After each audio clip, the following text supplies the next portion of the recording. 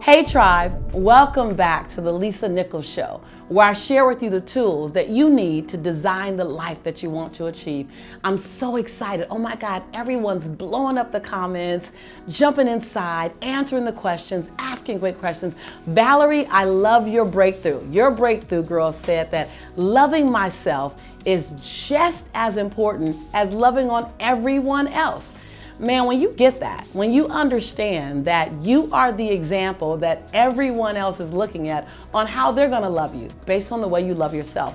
And Cheryl, like you just made the most powerful conversation. You talked about how it was powerful for you to learn the ability to press the reset button. Give yourself 1,000 second chances. And every time you get to $9.99, press reset. Man, when you get that, you stop keeping score and you start just keeping track. Like you don't start stacking up the deck against yourself. You start saying, wait a minute, what was the lesson I learned there? And how do I use that to go forward? I love it. I love our conversation that we're having here. You guys know it's gonna be candid, it's gonna be real, it's gonna be juicy, it's gonna be authentic. Sometimes it might be carefrontational, but it's necessary, always necessary. So here's our question for now.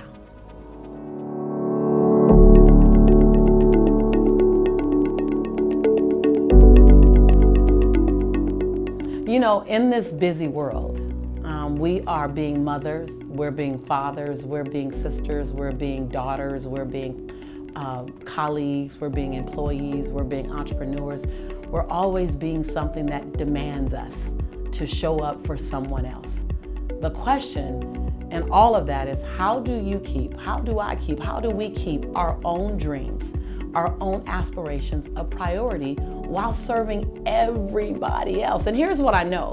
When you're good at what you do, and when you're just good, when you're just great, everybody wants you to help them because you're great. So don't be so surprised that everyone's always asking you to join their team, to jump on this assignment with them, to go this place with them, because you're amazing. And people want amazing people around them. The challenge is you are always in demand and you have to make a clear, decisive decision. And so when you look at prioritizing, it really lives in, and I'm gonna say this word, and you're probably not gonna wanna hear it, but when I tell you it's a game changer, when you master, and just for now, begin to operate inside of time management. I used to resist time management because I'm a free spirit / people would call me a rebel back in the day, meaning I didn't want to be controlled. I'm a butterfly. I wanted to soar. I wanted to be free. Well, the reality is that when you manage your time more effectively, you actually create more freedom.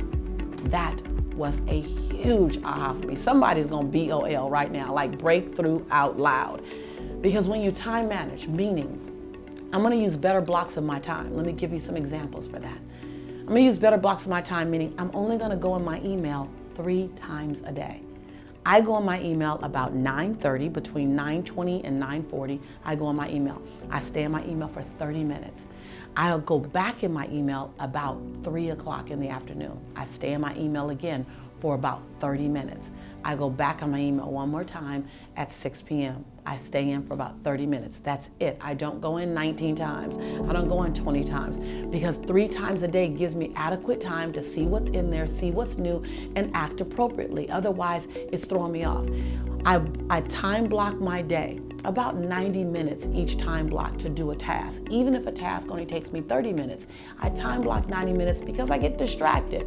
But when you time block your day and then you schedule each day, not every day looks the same. I have a time block for everything I need to do for 7 days out the week. Can you believe that in that time, I got more things done? Now, I'm gonna post on my Facebook page my actual time schedule from 2006.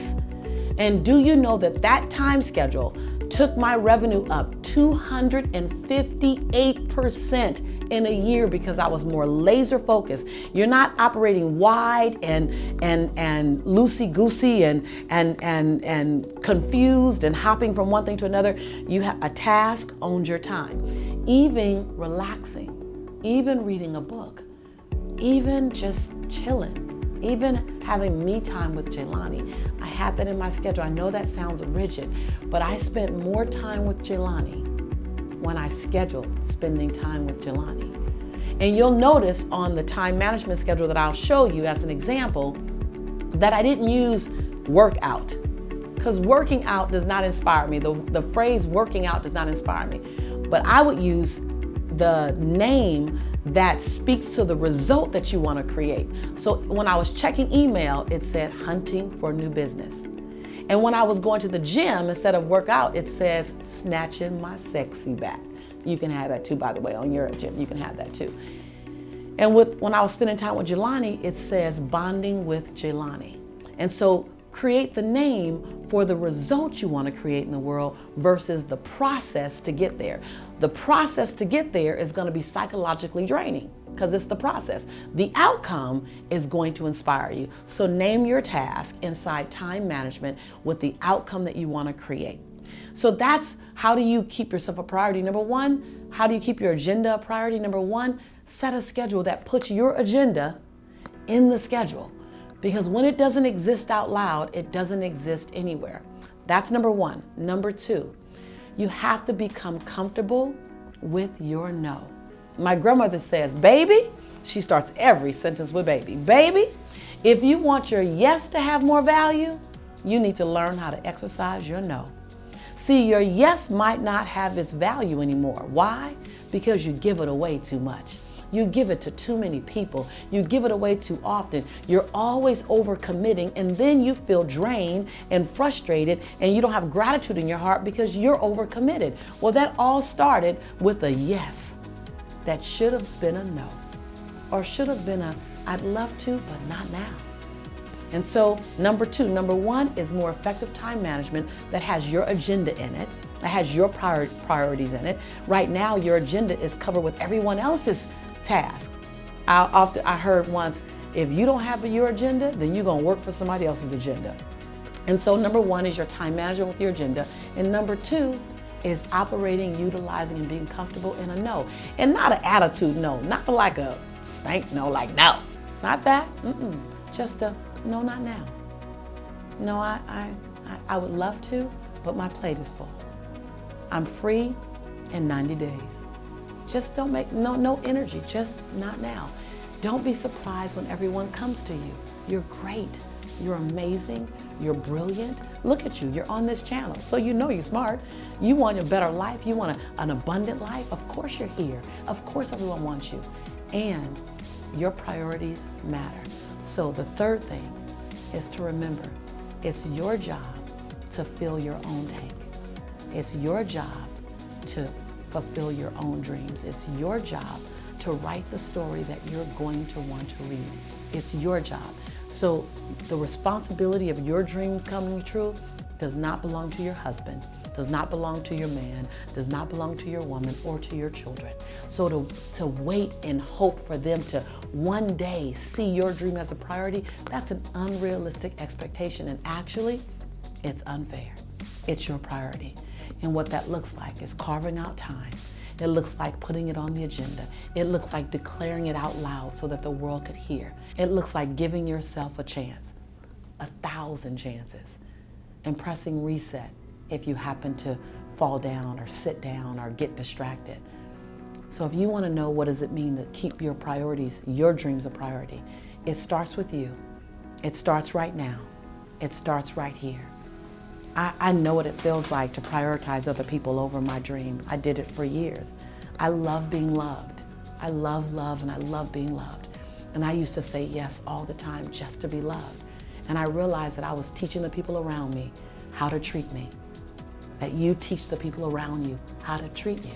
So if they're treating you as if your life isn't a priority, your dreams are a priority, it's because you taught them how to treat you that way. I know, ouch, Lisa. Dang, I know, it stings. It stings when I say it. It stings me when I say it. But the reality is, if you train them how to treat you, then you can retrain them how to treat you now. And it's not a matter of making any big announcements. It starts with just setting some healthy boundaries. It's starting with making some time management. It starts by making sure you continue to come back here and that we stay connected and that you allow me or someone else to help navigate you through the terrain called designing a better life, the one that you love, the one that you admire. And so let's start with those things, because that'll make a huge difference in your life. Now remember, my friend, this is not just a monologue. I'm not just talking to you. This is a dialogue, as you know. And I would love, as always, to hear from you. What are your biggest insights? What are your takeaways from today's episode? I want to know, how can you better manage your time? How can you take back time in a loving way? What do you want to spend time on when you have it? How can you set better boundaries? Where do you need to say no more in your life? And what opportunity do you have to say yes more in your life, whether it be to other people or to yourself? And most importantly, what's at stake? What's at stake for you to put your priorities in place, for you to put your dreams on the main plate, not on a side dish? What's at stake there? How will the world be a better place when you do? Leave me a comment below. Be sure to share and subscribe, and look out for more amazing content, because this content isn't just coming from me. I don't know if you've read the comments on some of the other episodes, but man, the dialogue is juicy. So I look forward to talking to you in the future. Remember, I'm your sister in prosperity and in possibility. I believe in you and I love you. I do.